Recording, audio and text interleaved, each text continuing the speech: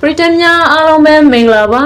ထိုင်းနိုင်ငံသို့ယနေ့ရောက်ရှိလာမည်အကျဉ်းဖက်မဲ့အွန်လိုင်းကိုထိုင်းရောက်မြန်မာများကစံသပြမှုများမလုပ်စေရန်ထိုင်းအာဏာပိုင်များကနီလန်မျိုးစုံဖြတ်ဖိအားပေးနေကြောင်းထိုင်းရောက်မြန်မာအရေးလှုပ်ရှားသူများကရန်ကုန်ခက်တဲ့တရင်ဌာနသို့ပြောဆိုထားပါတယ်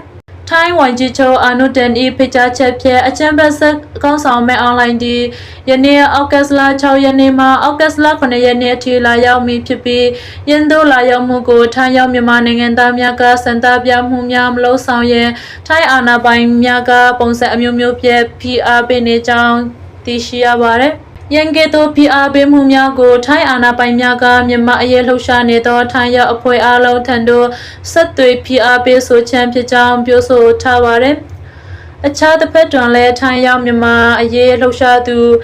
AAC ကိုရဲမန်ကအကြံဖက်မဲ့အွန်လိုင်းကိုစံကြံကွက်ကေသောတပ်ပုံအွန်လိုင်းလှုပ်ရှားမှုကိုစတင်မီဖြစ်ပြီးထိုင်းရောက်မြန်မာများအားလုံးပါဝင်နိုင်ကြောင်းဖိတ်ခေါ်ပြောဆိုထားပါတယ်။မဲအွန်လိုင်းကိုစံသပြနိုင်တဲ့နေရာတွေမှာလုံခြုံရေးတင်ကျထားသောပါမလို့မရတော့ဘူးဆိုတဲ့အသွင်နဲ့အန်ဒီရလက်ကန်းတဲ့အဖန်အစည်းတွေကနေလဲကန်လွတ်တဲ့ကိုနေကိုထိုင်အခန်းကနေမြို့ကနေပေကန်စွာစံသထုတ်ဖော်လို့ရတယ်လို့အလုတ်သမားများကပြောဆိုထားပါတယ်အလုတ်လဲနားဆရာမလို့အလုတ်လဲမပြေရဘူးအလုတ်ယုံကနေသမန်စားနာချိန်မှတောင်လို့ရတယ်လို့ပြောထားကြပါတယ်မဲအွန်လိုင်းကိုချက်ချေခတ်ထားတဲ့ပုံတွေကို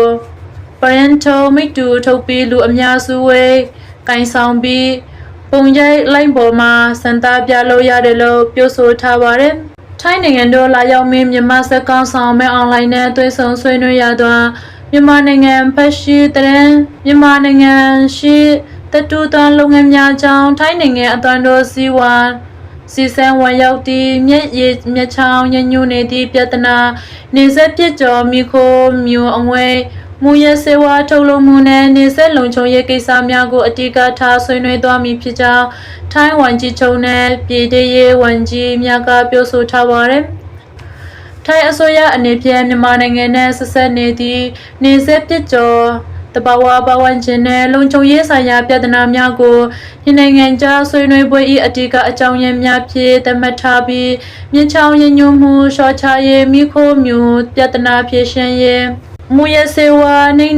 ရေးနဲ့နေဆက်စီမံခန့်ခွဲရေးတို့ရလက်တွေ့ကြသည့်ပူပေါင်းဆောင်ရွက်မှုများရရှိရေးကိုကြိုးပမ်းသွားမည်ဖြစ်ကြောင်းပြောဆိုထားပါတယ်။ရဲ့အပြင်ထိုင်းဝန်ကြီးချုပ်အာနုတန်ချယ်ရီဝမ်ကူကမြန်မာနိုင်ငံရဲ့အပြန်ထိုင်းဝန်ကြီးချုပ်အာနုတန်ချယ်ရီဝမ်ကူက